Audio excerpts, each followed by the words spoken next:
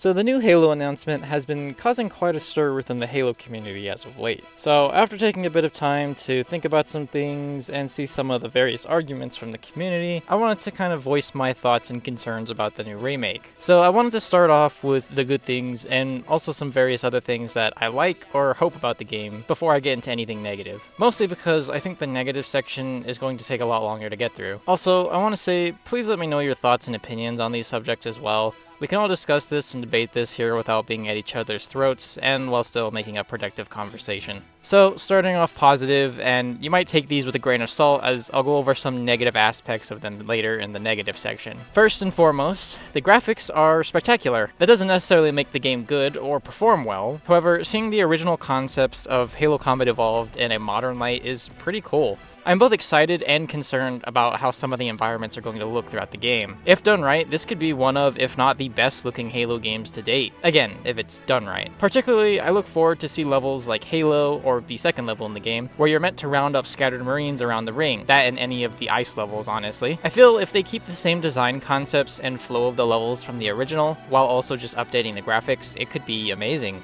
at least in terms of looks. Moving on to another positive I had, is the Flood.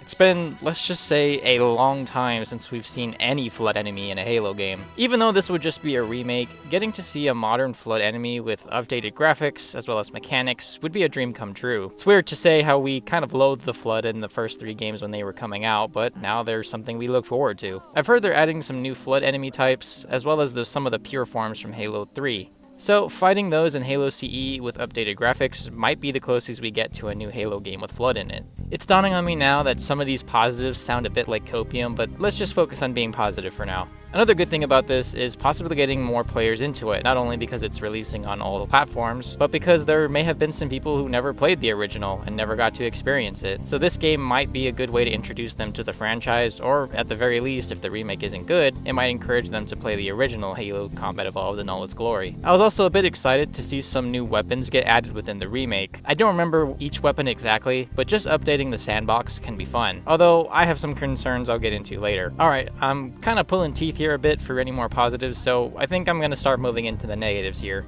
So, starting off, I'm going to go into my concerns about the positives I just listed, and then I'll go into some other things that the community has brought up and that I've seen so far. So some concerns I have with the graphics is it's on Unreal Engine. Now, Unreal Engine isn't necessarily bad, but as of recently, it's been mostly known for its performance issues and file sizes. You can already see the cracks in the demo itself, with textures not loading in and some frame drops. They still have some time to optimize and fix things, but forgive me if after 13 years of constant L's from them that I don't have much faith in Halo Studios and that they will pull through on this. Not to mention, even other games that have had a lot of time to optimize them still have performance issues because of its utilization of Unreal Engine. So I wouldn't be surprised if at launch or throughout most of the life cycle for the game, if it suffers performance issues. Moving on to the Flood, my main concern with the Flood is atmosphere and gameplay. Halo Studios already tried remastering the original Halo CE and its Flood missions. I'm also going to overlay some gameplay here of the original game, as well as comparing it to the remaster and some of the issues that 343 Industries at the time, currently Halo Studios, had when they made the remaster of the original game. There's some very glaring issues that showed they didn't understand the concepts as well as the atmosphere of the game that I feel they may end up repeating with this remake.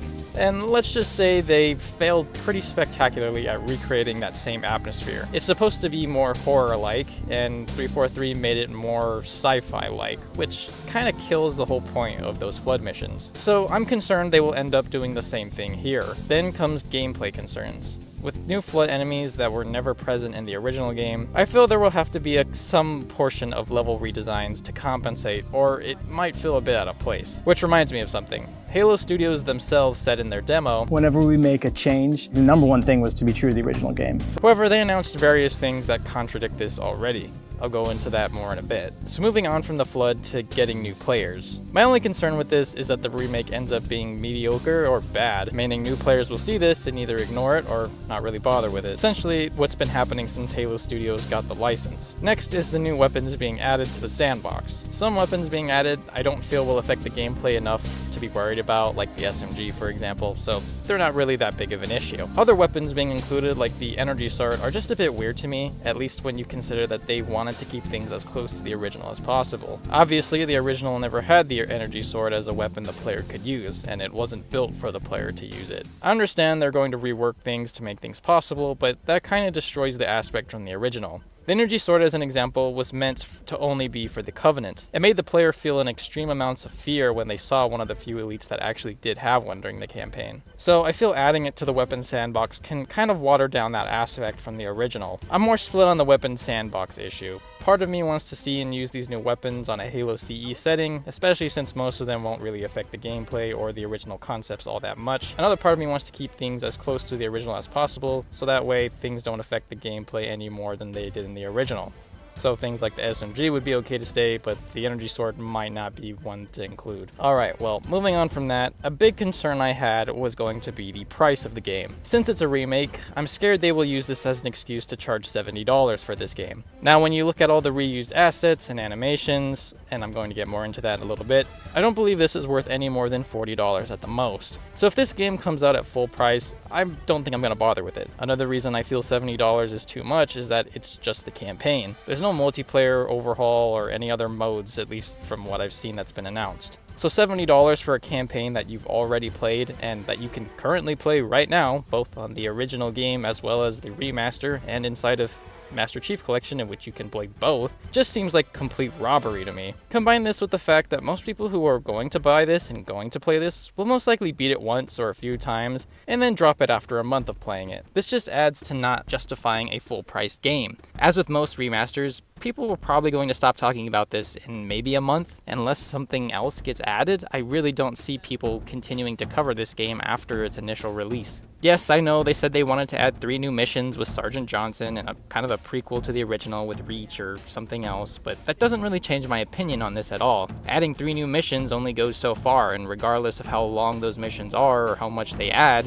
they might just end up being a footnote. Or maybe they will be a bigger deal than I think, I'm not sure, but regardless, I don't think it's going to change the outcome. So speaking of asset reuse, let's get into it. Now, I don't usually mind asset reuse when it's done right. Games like the Souls franchise and Elden Ring use animations that are over a decade old, and they've been reusing them throughout every game that they make so far. The difference with Elden Ring, an example from using animations from Dark Souls, is that they also add an insane amount of new enemies, animations, assets, bosses, weapons, and you don't end up noticing the reused ones as a result. It also adds more validity to it, as they clearly put in a ton of extra work to add a bunch of new stuff, and the reused animations are just for stuff that helps them save time on little things that don't matter all that much, especially when, again, you compare it to all the new stuff that was added.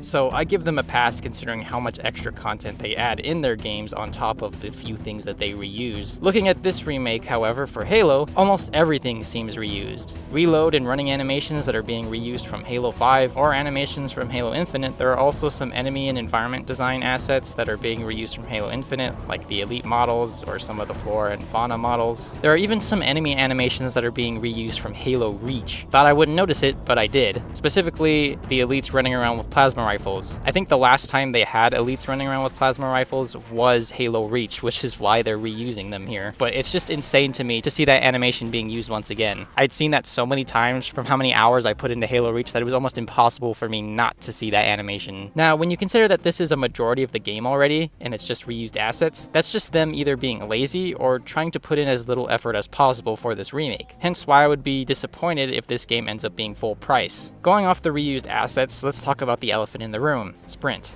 So the age-old question of, does sprint belong in Halo? So I don't mind sprint in modern Halo, however, this is a remake. Personally, looking at this remake, sprint is kind of pointless, and I'm gonna explain my reasoning why I think so here. The original was designed without sprint in mind, so you moved at full speed while being able to complete any of the main 3 actions the developers wanted to keep available at all times, that being the ability to melee, throw a grenade, or shoot, which sprinting prohibits. Going back to the speed element, walking full speed with all actions available in the originals versus sprinting with no actions available, which sounds better. It gets worse when you realize most of the time sprinting is just as fast as the original movement when you just move normally. Then there's the design aspect. You can design levels with or without sprint in mind.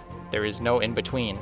If you design without sprint, that's great, but then if you add sprint, it ruins the flow of the game. There are so many moments in the original that are based around you just walking and taking in the scenery, and if you are able to sprint, you can just sprint right through it. If you design with sprint, that's great, and I don't really have an issue with sprint being integrated into modern Halo, but now everything needs to accommodate it. Having the option to either toggle sprint on or off is kind of a violation of game design 101. Is the level designed for sprinting or not? You have to pick one. So going based on those original design elements, and again, Halo Studios' own words of wanting to stay true to the original, The number one thing was to be true to the original game. sprint just doesn't make any sense here unless they fully lean into it, which they haven't. So if they were to just pick one, I wouldn't have an issue. However, they're in this weird limbo of not really being able to make up their mind. So in my opinion, they either need to choose. Either there's going to be sprint, so that way they can design all of the levels with sprint in mind, or there's not going to be sprint. I don't have an issue if they choose one or the other, but they need to actually make a choice here instead of just saying, oh, you can or can't have it on. That's going to make the level design much worse if you can't know if the player is going to sprint or not sprint through it. So getting a bit more picky here, and also since it won't take much time, the AR not having 60 rounds. Why? It wouldn't be that hard to just give it more ammo and update the ammo counter. Why is it 32? Again, what happened to staying true to the original here? It was the only Halo game in which you could use the AR that had 60 rounds, and yet the remake doesn't allow it? Even the remaster got that right. Playing off of that, the sound design has left me unimpressed so far. Most of the sounds are again reused from other games. Specifically, the Magnum sounds horrible to me. The original game had better sound design for the Magnum. Now, sound design can be fixed, as well as the ammo counter I had mentioned before, and they have time to fix those issues. However, I don't really see them changing anything, honestly. The guns sound like toys, plastic, lacking any potency. Going more for realistic sounds, or even trying to get the sounds closer to the original, would have gone a long way in helping the sound design here. Maybe they'll change it in the future, I don't know, but I wouldn't be surprised if they don't. Another huge issue I have with the remake is the use of AI. Now, I don't know any specifics here, however, it was announced that AI would be playing a role in the development of Halo titles going forward. I don't think AI should be used in the development of this game. There is so much heart and soul, as well as passion put into the original game. I feel the developers should be putting that same effort and attention to detail with the remake instead of just offshoring it to AI. Regardless of how AI is utilized, I don't think it really has a place in this game. This alone could be reason enough for me not to try this game, by the way. I also was just a bit confused to hear the new remake or remaster was going to be Halo CE again? Halo 3 is approaching 20 years old. God, really? I'm old. Anyways, it's approaching 20 years old, and it hasn't had any single sort of remaster or remake yet Halo Combat Evolved has gotten 2 now? It just seems a bit tone-deaf to me. A new title, like one that continues the story from Halo Infinite, or a new spin-off game like another Halo ODST, or even a Halo Marine story, or even a remaster of a different game like Halo 3 or Halo Reach would have been more fitting in my opinion. Everyone's always talking about a flood horror-esque type of game from the perspective of an ODST, Marine, or even a Spartan. Something like that would have been incredible. Or even, like I said, remastering a game that hasn't already been remastered. That, and apparently they want to remaster the original trilogy, as in Halo 1, 2, and 3, if this one does well enough, which I think they're getting a bit ahead of themselves here. Not only that, but Halo 2 Anniversary is already amazing, and it looks great. There's really no reason to remaster it again. This whole idea is just a bit ludicrous to me. Alright, so here's a few nitpicky things that I will speedrun here. They aren't that big of an issue, but it's just small little things and details that I felt they could change to make it more true to the original. Elites don't have that big signature energy shield effect when they get shot. Not sure if it's the case for the player, but the player also had this effect. Again, this can be changed in the future, but I don't see them doing that. It's not a huge deal, it's just another small detail that's not being fleshed out here. Regenerating health. Finding health packs in the original was a core part of its gameplay, and it adds many fun techs that just simply won't exist now. Health regeneration is a bit annoying, but it's not a deal breaker or anything. It's another lack of attention to detail or them just being lazy. Hunters not being a one-tap. I know it wasn't intended as it was originally a bug, but it's basically the whole thing hunters are known for in the first game. Taking that away removes an integral part of the original's experience. Yet again, it's just a deviation from the original that made it so memorable. It's not the worst thing ever, and it's honestly not even that bad. It's just a little annoying that they're not staying true to everything the original had. I'm not going to be upset about it if the hunters can't be one-tapped. That's not a huge deal, like I said. It's just a little weird not to see that in the original game. The wide warthog. This one is probably the smallest nitpick and the least impactful, but the warthog just kind of looks off. I think this is because they designed it to be able to hold 4 people on the Warthog now, but I don't know, it just looks a little weird. One of the more common arguments that I've heard for some people within the community is that we should just be happy for more Halo and to disregard any of the contradictions to the original game design and just be happy we're getting more Halo. Personally, I don't just accept slop because it has my favorite coat of paint on it. The only way things improve or change is through criticism and questioning. Just accepting slop is a surefire way to get more slop. Personally, no, I'm not just going to be happy I'm getting more Halo if all it's going to do is exploit people and tarnish a legacy. I've already explained my stance and my reasoning behind other arguments like Sprint, so I won't reiterate here. So I'm going into this game with my expectations extremely low. I may not even get it for various reasons like I mentioned before. If you're excited for this game, then you can do what you like. I'm just voicing my opinion and thoughts on this and why I'm concerned. At this point, if you still like the game and want to play it, then you are most likely not going to change your mind, and I'm not here to try and persuade you to change your mind. That's just how people are. I'm simply just voicing my concerns. Now, this isn't to say that I'm just hating on the game for no specific reason, or that I just am not happy with anything Halo. I criticize the decisions that are made by Halo Studios and with the Halo franchise because I want the Halo franchise to be as good as it can get. So simply just standing by and accepting whatever is thrown my way doesn't really make a bunch of sense, unless of course they're doing an amazing job. But if they were doing an amazing job, I don't think Halo would be in the state it's been in for the last 13 years. So I think it's important to have these discussions as well as debates with people within the community as well as with the developers. Simply writing off people's feedback or criticism as them being whiny babies or whatever, it just seems childish to me. So in conclusion, this game has some potential. Given Halo Studios' track record, disregard for original design concepts, and contradicting nature, I can't help but feel this game might just be a big cash grab that is looking to exploit nostalgic fans. My biggest concerns being that this remake will tarnish the legacy of the original and just end up being another failed attempt at capturing the masterpiece of the original. I would love to hear any of your thoughts or opinions on the matter, like I said. Please keep things civil. We can all discuss and debate here without demonizing each other. There are probably going to be other arguments that come up and things I didn't cover. I might even change my opinions on things as we get closer to the release or after some discussion within the comments and community. Like I said, this is all a bit subject to change, as they could always change things before the launch of the game, and some of these issues might be solved when the game comes out or in another reveal, and it may not be the case and all of these issues are present at the start of the launch. Anyways, I appreciate you for watching this and for the support as always. So just jump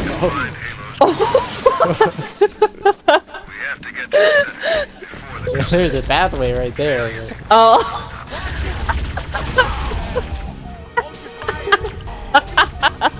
Oh my god. No. Hard. So have a good rest of your day, night, evening, whatever time it is wherever you're watching this, and take it easy.